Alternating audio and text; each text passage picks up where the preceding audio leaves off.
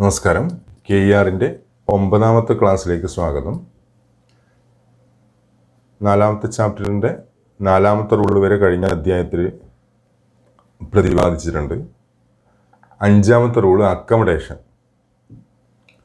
Lower primary സ്കൂളിൽ class room വേണം, head master room വേണം, ഹെഡ് മാസ്റ്റർ റൂമും ഓഫീസ് റൂമും ഒന്ന്, and accommodation for peoples to take noon day meals, ഉച്ചഭക്ഷണം കഴിക്കാനുള്ള സൗകര്യവും വേണം. Class room, head master room.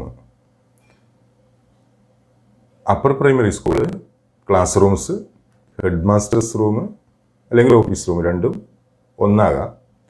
Teachers room, library, craft and appliance room, ഉച്ചഭക്ഷണത്തിനായിട്ട് ടിഫിൻ ഷെഡ് കൂടാതെ ഉച്ചഭക്ഷണം കഴിക്കാനുള്ള സൗകര്യം. ഹൈസ്കൂളും ഹയർ സെക്കൻഡറി സ്കൂള് കോമൺ ആയിട്ട് സെക്കൻഡറി സ്കൂൾ എന്ന് പറയും. Class rooms, office room, head masters room, teachers room, laboratory room, library room, craft room, drill room. ഇത് separation ഉണ്ട്. ഹെഡ് മാസ്റ്റർ റൂമുണ്ട്, ടീച്ചേഴ്സ് റൂമുണ്ട്, ഓഫീസ് റൂമുണ്ട്. നേരത്തെ പറഞ്ഞ പോലെ തന്നെ ടിഫിൻ ഷെഡ്, കുട്ടികൾക്ക് ഭക്ഷണം കഴിക്കാനുള്ള സൗകര്യങ്ങൾ. ട്രെയിനിങ് സ്കൂളിൽ class rooms, office and head masters room, library and മറ്റ് വിദ്യാലയങ്ങളിൽ ഇല്ലാത്തൊരു പ്രത്യേകത ട്രെയിനിങ് സ്കൂളുണ്ട്, മ്യൂസിയം. പിന്നെ craft room, drill room. Model primary സ്കൂളുണ്ടെങ്കിൽ അവിടെ ടിഫിൻ ഷെഡും കുട്ടികൾക്ക് ഭക്ഷണം കഴിക്കാനുള്ള സൗകര്യവും വേണം. No school shall be permitted to function if the roof of the school building is a thatched one or the building is roofed with easily inflammable materials. ഓലമേഞ്ഞ shed ഉണ്ടായിക്കൂടാ, inflammable material ഉപയോഗിച്ചില്ല roof ഉണ്ടായിക്കൂടാ. ഇത് വായിക്കുമ്പോൾ നമുക്ക് ഓർമ്മ വരുന്നത് പണ്ട് റേഡിയോയിലൊരു പരസ്യം. തട്ടിമുട്ടി 10ാം ക്ലാസ് പാസ്സായ ദിവാകരൻ കാശ് കൊടുത്ത് വാങ്ങിയ ഒരു അധ്യാപക സർട്ടിഫിക്കറ്റുമായി കുണ്ടാങ്കടവ് എന്ന ഗ്രാമത്തിലെ LP സ്കൂളിൽ എത്തിയപ്പോൾ നേടേണ്ടി വന്ന വിചിത്രമായ അനുഭവങ്ങളുടെ സരസമായ പ്രതിപാദനം. അന്നത്തെ കാലത്തൊരു വിദ്യാലയം, നമ്മുടെ പണ്ട് കാലത്തെ വിദ്യാലയം എങ്ങനെയായിരുന്നു, അടുത്ത അവസ്ഥ എന്നായിരുന്നു കാണിക്കുന്ന സിബി മലയിലിൻ്റെ മോഹൻലാൽ നായകനായ ഒരു സിനിമയാണ് ദൂരെ ദൂരെ ഒരു കൂടുകൂട്ടാം. ഇന്ന് നമ്മുടെ എല്ലാം പൊതുവിദ്യാലയങ്ങൾ അന്തർദേശീയ നിലവാരത്തിലേക്ക് ഉയർന്നിരിക്കുകയാണ്. അന്നേരം ഇന്നത്തെ കാലത്തെ കുട്ടികൾക്ക് പഴയ വിദ്യാലയങ്ങൾ ഇങ്ങനെ ആയിരുന്നു എന്ന് പറയുന്നത് തന്നെ അവർക്ക് അവിശ്വാസമായിരിക്കും. അടുത്തത് ഡൈമെൻഷൻ ഓഫ് ക്ലാസ് റൂം. 4ാമത്തെ ചാപ്റ്ററിൽ 6ാമത്തെ റൂളാണ്. വളരെ വളരെ പ്രധാനപ്പെട്ടതാണ്. ഈ ഫിഗർ നമ്മൾക്ക് കണ്ടു കഴിഞ്ഞാൽ ഇത് എളുപ്പമാണെന്ന് തോന്നുമെങ്കിലും ഈ സംഖ്യകൾക്കൊരു പ്രശ്നം എന്ന് പറഞ്ഞു കഴിഞ്ഞാൽ നമ്മൾ ഓൺലൈൻ സ്ക്രീനിലോ മൾട്ടിപ്പിൾ ചോയ്സ് പരീക്ഷയിലോ സംഖ്യകൾ വരുമ്പോൾ ഒരുപാട് 4 ചോയ്സ് മൾട്ടിപ്പിൾ 4 വരുമല്ല, എന്നിട്ട് നമുക്ക് കൺഫ്യൂഷൻ വരും. ഇതിനുള്ള മാർഗം എന്ന് പറഞ്ഞാൽ ഒന്നുകിൽ നിങ്ങൾ എഴുതി പഠിക്കുക, അല്ലെങ്കിൽ ഒരു നോട്ട് പുസ്തകത്തിൽ ഒരു ചിത്രം വരയ്ക്കുക. ഒരു സ്കൂൾ ബിൽഡിംഗ് ആണ്, സ്കൂൾ ബിൽഡിങ്ങിലെ ഡയമെൻഷൻ, ഈ പറയുന്ന കാര്യങ്ങൾ നിങ്ങളുടെ ഐഡിയയിൽ നിങ്ങളൊരു ചിത്രം വരച്ചിൽ അതിൽ മാർക്ക് ചെയ്യാം. ചെമ്പരത്തിയുടെ ഛേദം വരച്ചിട്ട് മാർക്ക് ചെയ്യുന്നത് പോലെ ഒരു സ്കൂൾ വരയ്ക്കുക. അതാണ് കുറച്ചും കൂടി എളുപ്പം. നമ്മളെ മനസ്സിലത് പറയും. പിക്ചറാകുമ്പോൾ നമ്മളെ മനസ്സിൽ എളുപ്പത്തിൽ പതിയും. ഇത് വളരെ നിസ്സാരമായിട്ട് തോന്നുമെങ്കിലും നിങ്ങൾ എൻ്റെ ബ്ലോഗിലെ ക്വസ്റ്റ്യൻ പേപ്പർ നോക്കിക്കഴിഞ്ഞാൽ നിങ്ങൾക്കത് മനസ്സിലാൻ വേണ്ടി ഇത് വായിച്ചതിന് ശേഷം നിങ്ങളുടെ ബ്ലോഗിലെ A പാർട്ടിലെ A1 to A10 ചോദ്യപേപ്പർ നോക്കുക. ചോദ്യപേപ്പർ നോക്കിയിട്ട് ഈ ടൈപ്പിലെ ചോദ്യങ്ങൾ കണ്ടെത്താം. എന്നിട്ട് നിങ്ങൾക്ക് മനസ്സിലാവും നമ്മളൊക്കെ ആ ഈ സംഖ്യയുടെ ഒരു പ്രത്യേകത. ഓക്കെ, ഞാൻ കൂടുതൽ പറയുന്നില്ല. Dimension of class room. UP high school, higher secondary school 6 × 6 × 3.7 മീറ്ററാണ്. അത് ഓർമ്മിക്കാൻ 6 3.7 മീറ്റർ ഓർമ്മിക്കുക. UP മുതൽ ഹയർ സെക്കൻഡറി വരെയാണ്. അന്നേരം UP എന്ന് പറഞ്ഞാൽ 3.7 7ാം ക്ലാസ് എന്നുള്ളൊരു കീവേഡ് ഓർമ്മിക്കുക. 3.7 LP ക്ലാസ്സിൻ്റെ ഡയമെൻഷൻ 6 മീറ്റർ × 5.5 മീറ്റർ × 3 മീറ്ററാണ്. 3 സംഖ്യ അതിലുണ്ട്. 6 മീറ്റർ, 5.5 മീറ്റർ, 3 മീറ്റർ. ഇത് എഴുതി പഠിക്കാം. Upper primary and secondary school വരാന്ത 1.5 മീറ്റർ വൈഡ്. LPയിൽ വരാന്ത വേണമെന്നില്ല, വരാന്ത ഉണ്ടായാലും ബുദ്ധിമുട്ടൊന്നുമില്ല. യു പി ക്ലാസ്സിലും സെക്കൻഡറി സ്കൂളിലും 1.5 മീറ്റർ വീതിയിൽ വരാന്ത വേണമെന്നാണ്. Classroom shall be separated with walls or with partition put up to a height of at least. Class റൂമിന് പാർട്ടീഷൻ വേണം, അല്ലെങ്കിൽ പാർട്ടീഷൻ വോൾ വേണം, അല്ലെങ്കിൽ പാർട്ടീഷൻ വേണം. അത്ര 2.4 മീറ്ററിൽ.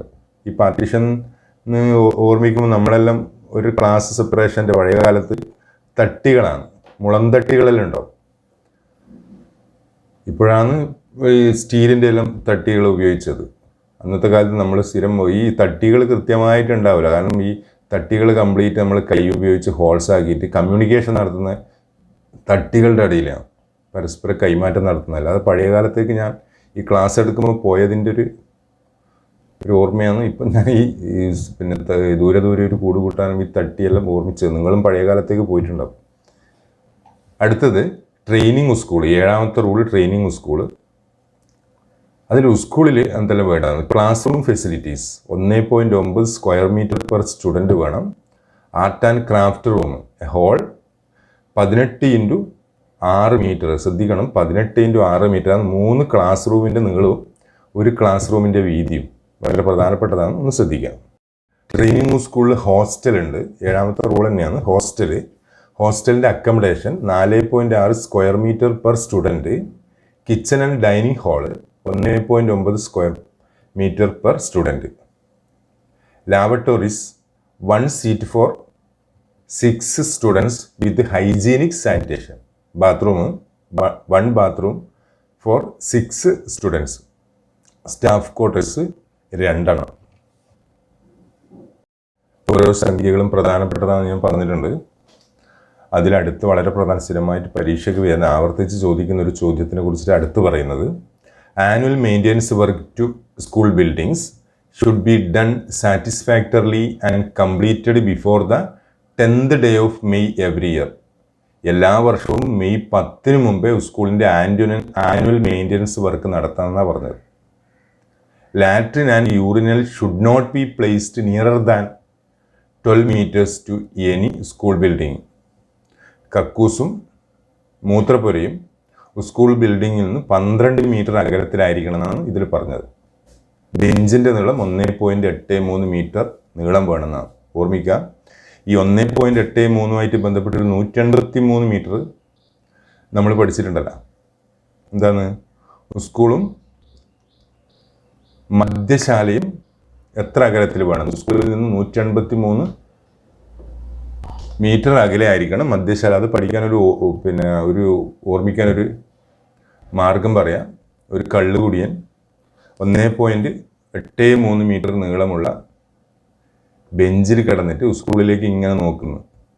മദ്യഷാപ്പിൽ നിന്നൊരു മദ്യവൻ 1.83 മീറ്റർ നീളമുള്ള ബെഞ്ചിൽ കിടന്നിട്ട് 183 മീറ്റർ അകലെയുള്ള വിദ്യാലയത്തിൽ നോക്കുന്ന ഇത് ഒന്നും നിങ്ങൾ മനസ്സിൽ ഓർമ്മിക്കുക. എന്നിട്ട് ആ ഫിഗർ നിങ്ങൾ മറക്കൂല. All school building and property shall be made available free of rent for the purpose or holding public examination and teachers meeting under the auspices of the department or approved by the government.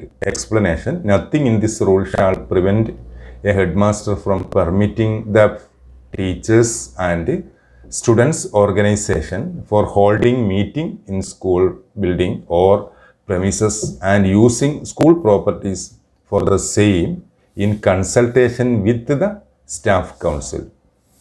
ആദ്യത്തെന്ന് പറഞ്ഞാൽ public എക്സാമിനേഷന്, teachers മീറ്റിങ്ങിനെല്ലാം വിദ്യാലയം free of കോസ്റ്റിൽ കൊടുക്കുക. Explanation പറയുന്നത് teachers ഓർഗനൈസേഷനും students ഓർഗനൈസേഷനും സ്കൂളിൻ്റെ ബിൽഡിങ്ങും സ്കൂളിൻ്റെ പ്രെമിസസും സ്കൂളിൻ്റെ പ്രോപ്പർട്ടിയും ഫ്രീ ഓഫ് കോസ്റ്റിൽ കൊടുക്കുക with in consultation with the staff കൗൺസിലുമായിട്ട് ചർച്ച ചെയ്തിട്ട്. When a school building, government or private, is requisitioned for the purpose of election conducted either by the government or by a local body, the period of requisition shall be treated as holidays and the school shall be closed on those days. അതായത് നമ്മൾ സാധാരണ വിദ്യാലയം ഇലക്ഷന് കൊടുക്കലുണ്ടല്ലോ, panchayat election ആയി കഴിഞ്ഞാലും മറ്റ് ഈ ലോകസഭയായാലും നിയമസഭയായാലും കൊടുക്കലുണ്ടല്ലോ. ആ സമയത്ത് ആ ദിവസങ്ങൾ ഹോളിഡേ ആയിട്ട് ട്രീറ്റ് ചെയ്യുന്നതാണ് ഇതിൽ പറഞ്ഞത്. 17ാമത്തെ, school not to be used as prayer houses or as place or public worship. അംഗീകൃത സ്കൂളിലോ ഗവൺമെൻറ് സഹായം ലഭിക്കുന്ന സ്കൂളിലോ പഠിക്കുന്ന അധ്യാപകരെയോ പ്രായപൂർത്തിയാകാത്ത കുട്ടികളുടെയോ മാതാപിതാക്കളുടെ സമ്മതം കൂടാതെ അവരെ സ്കൂളിലോ സമീപത്തോ നടക്കുന്ന മതപഠന ക്ലാസ്സിലോ ആരാധനയിലോ പങ്കെടുപ്പിക്കരുത്. സ്കൂളിൽ മതപഠനമോ ആരാധനയോ നടത്താൻ പാടില്ല. സ്കൂൾ സമയത്ത് സ്കൂൾ കെട്ടിടം പ്രാർത്ഥനാ സ്ഥലമായോ ആരാധനാ സ്ഥലമായോ നടത്താൻ പാടില്ല എന്നാണ് 17ാമത്തെ റൂളിൽ പറഞ്ഞിരിക്കുന്നത്. 18, ഇംപാർട്ടിങ് ഓഫ് റിലീജിയസ് ഇൻസ്ട്രക്ഷൻ. അതിൽ ചെറിയൊരു അളവ് കൊടുത്തിട്ടുണ്ട്. അതാണ് ഈ 18ാമത്തെ റൂളിൽ പറയുന്നത്. എന്നാൽ ചില വ്യവസ്ഥകൾക്ക് വിധേയമായി പ്രൈവറ്റ് സ്കൂളിൽ മതാധ്യയനം നടത്താം. വ്യവസ്ഥകളാണ് താഴെ പറയുന്നത്. സർക്കാർ ഫണ്ട് ഉപയോഗിക്കരുത്, മതപരിവർത്തനം നടത്തരുത്, സ്കൂൾ സമയത്ത് മതപഠനം നടക്കുന്നുവെങ്കിൽ സിലബസിൽ നിർദ്ദേശിച്ച പീരീഡുകളിൽ കുറവ് വരുത്തരുത്, അധ്യാപകൻ്റെ ഇഷ്ടത്തിനെതിരായി ഈ ജോലിക്ക് നിയമിച്ചുകൂടാ. മേൽപ്പറഞ്ഞ വ്യവസ്ഥകളുടെ ലംഘനം പ്രാർത്ഥനയ്ക്കോ പൊതു ആരാധനയ്ക്കോ ഉദ്ദേശിച്ചുള്ള കെട്ടിടത്തിൽ സ്കൂൾ നടത്താനുള്ള അനുമതി പിൻവലിക്കും. അതിലൊരു കുറിപ്പ് കൊടുത്തിട്ടുണ്ട്, ആരാണ് ഗാർഡിയൻ എന്നില്ലേ. ഈ നിയമത്തിൽ ഗാർഡിയൻ രക്ഷിതാവ് എന്നാൽ കുട്ടിയുടെ പിതാവ്, അച്ഛൻ ജീവനോടെ ഇല്ലെങ്കിൽ കുട്ടിയുടെ അമ്മ, അച്ഛനും അമ്മയും ജീവിച്ചിരിപ്പില്ലെങ്കിൽ കുട്ടിയെ പരിപാലിക്കുന്ന വ്യക്തി എന്നർത്ഥമാകുന്നു. അവസാനത്തെ rule 19, opening of cooperative societies in schools. വിദ്യാർത്ഥികൾക്ക് ആവശ്യമായ പുസ്തകങ്ങൾ, സ്റ്റേഷനറി, മറ്റ് വസ്തുക്കൾ എന്നിവ വിലക്ക് ലഭ്യമാക്കുന്നതിന് ഓരോ വിദ്യാലയത്തിലും കോപ്പറേറ്റീവ് സൊസൈറ്റി സ്ഥാപിക്കുക. ഒരു സ്കൂളിൽ കോപ്പറേറ്റീവ് സൊസൈറ്റി ഇല്ലെങ്കിൽ മറ്റു സ്കൂളിലെ ഒരു സഹകരണ സൊസൈറ്റിയിൽ അംഗമായി ചേരാം. ഒക്കെ സംഖ്യകളിലൊന്ന് കൃത്യമായിട്ട് പഠിക്കുക, എഴുതി പഠിക്കുക. പരീക്ഷയ്ക്കൊരു ശരാശരി 5 മാർക്ക് വരുന്നതാണ്. അതൊന്ന് ശ്രദ്ധിക്കുക. Okay, thank you.